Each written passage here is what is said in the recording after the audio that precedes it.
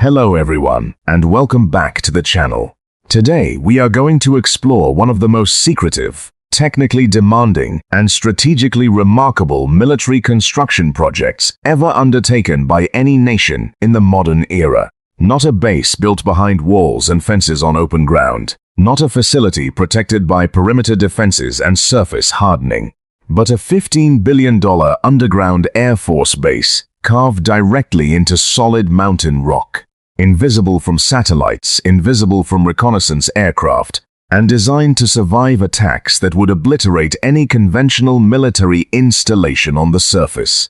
This is the story of Eagle 44, Iran's secret underground airbase, and the full engineering process behind one of the most daring military construction achievements of our time. Before we begin, make sure to subscribe to the channel and hit that notification bell so you never miss a video like this one. Now let us begin this journey together. Imagine looking at a mountain range in central Iran from a satellite passing overhead. The surface appears completely ordinary. Bare rock, scattered vegetation, the kind of featureless terrain that satellite analysts scan past without a second look. No visible structures, no construction equipment, no signs of human activity beyond perhaps a road winding toward the mountain's base. And yet hundreds of meters below that ordinary surface, Iranian military engineers spent years carving out one of the most extraordinary military facilities ever built. Tunnels wide enough and tall enough to accommodate fully armed fighter jets moving under their own power.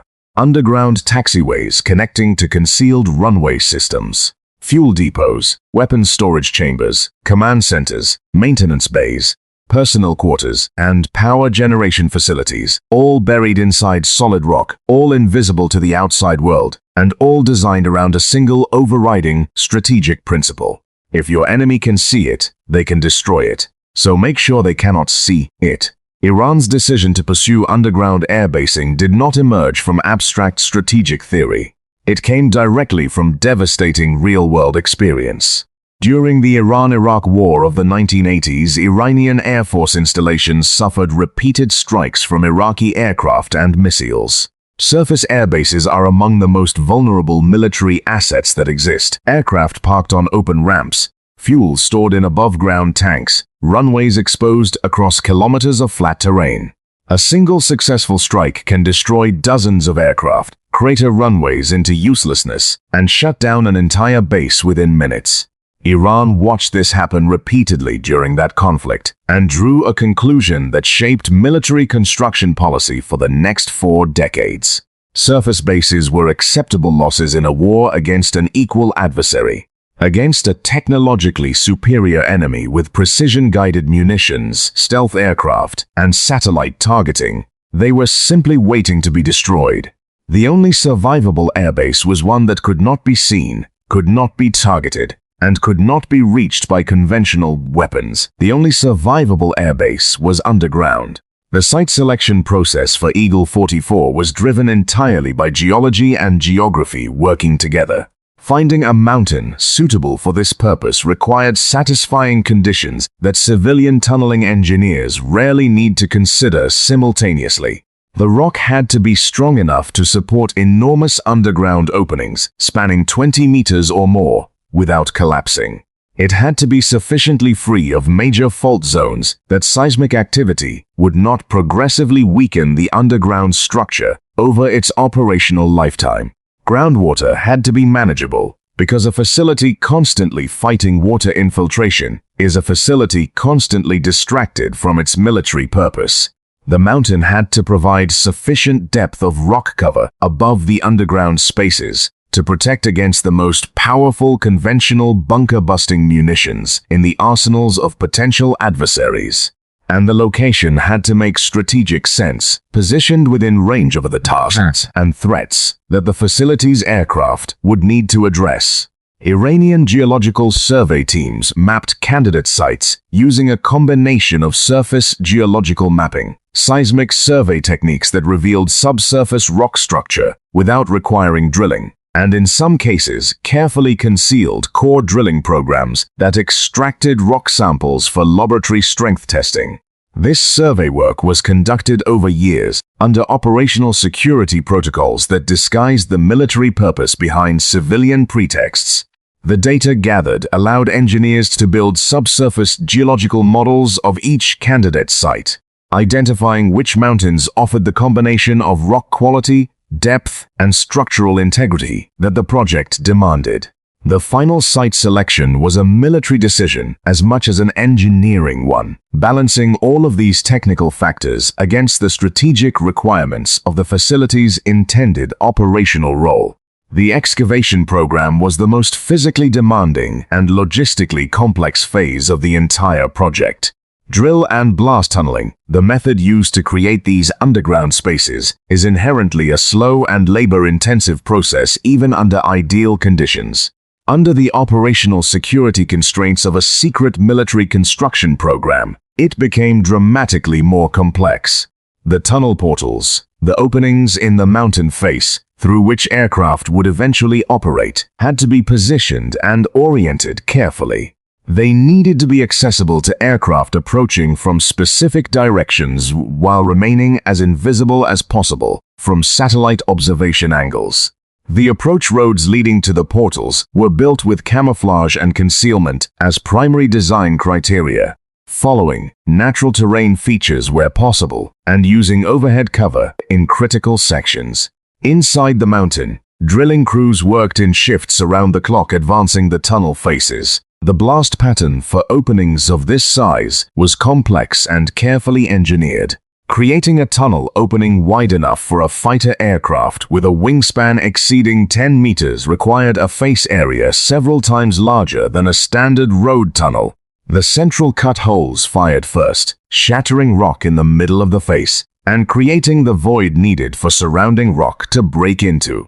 Buffer holes fired next, breaking rock between the cut and the perimeter. Perimeter holes fired last, using controlled blasting techniques that minimized damage to the remaining rock walls. Each blast round advanced the face by 2 to 3 meters and generated hundreds of tons of broken rock that had to be removed before the next round could begin. The removal and disposal of this excavated rock represented one of the most significant operational security challenges of the project. Underground excavation at this scale produces millions of cubic meters of spoil over the course of the construction program. Fresh rock spoil appearing near a mountain is a clear signature of underground construction activity, and satellite reconnaissance systems operated by multiple nations were specifically looking for exactly this kind of signature in Iran during the years this facility was under construction. Iranian construction managers dispersed spoil material across wide areas, using tight-time truck movements timed to minimize satellite observation windows. Material was blended into road construction and other surface projects across the region.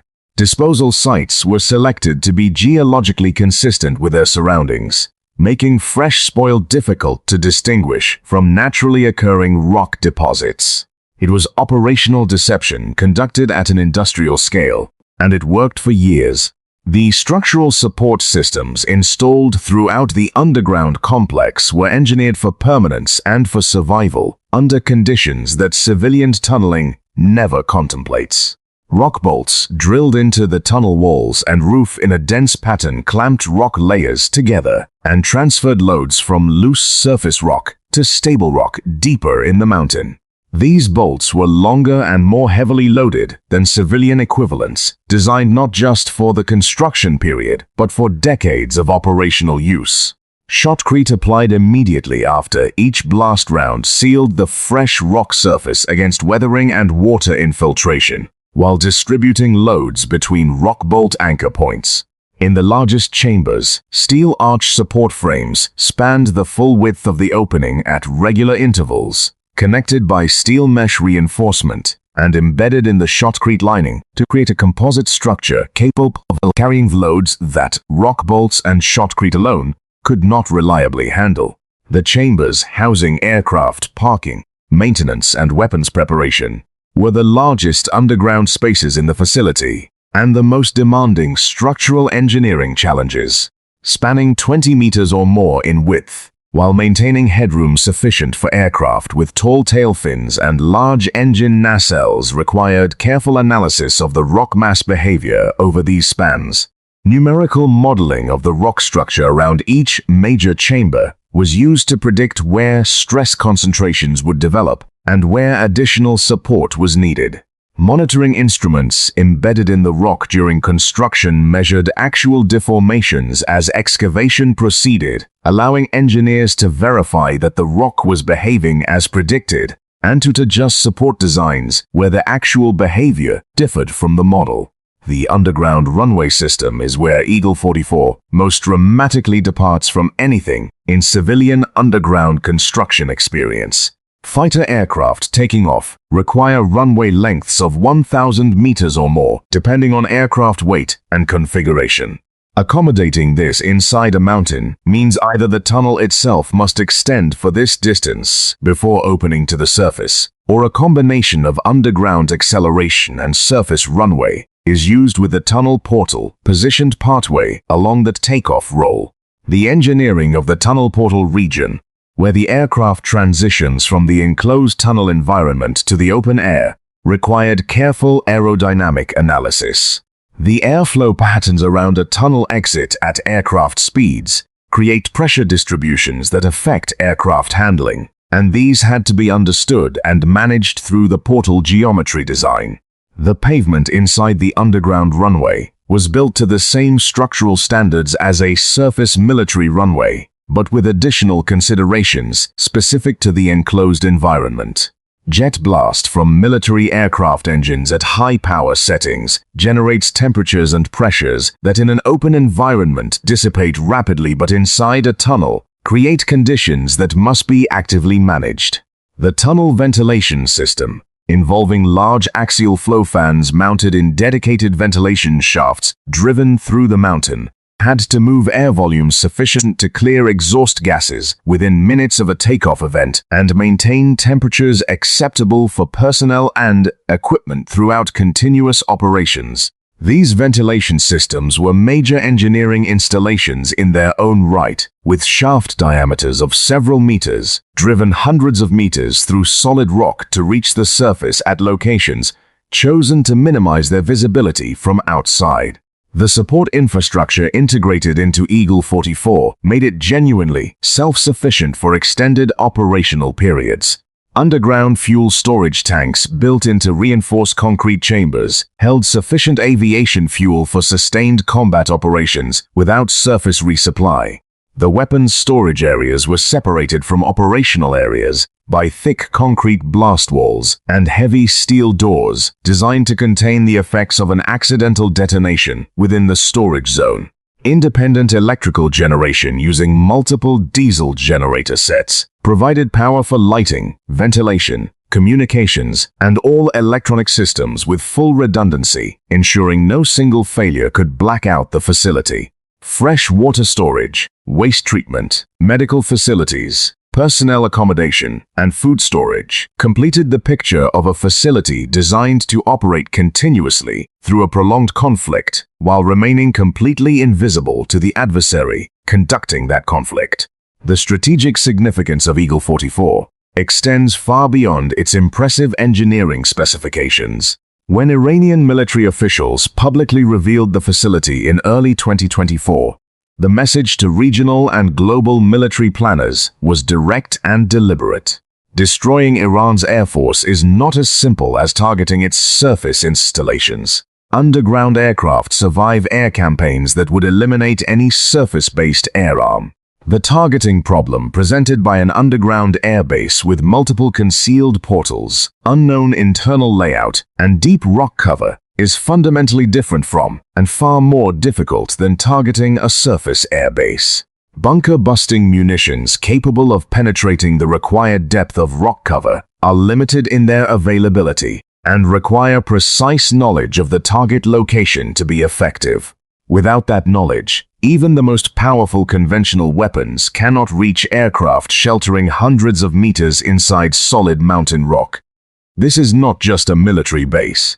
It is a physical statement about strategic survival, about the determination of a nation to maintain military capability in the face of overwhelming technological disadvantage.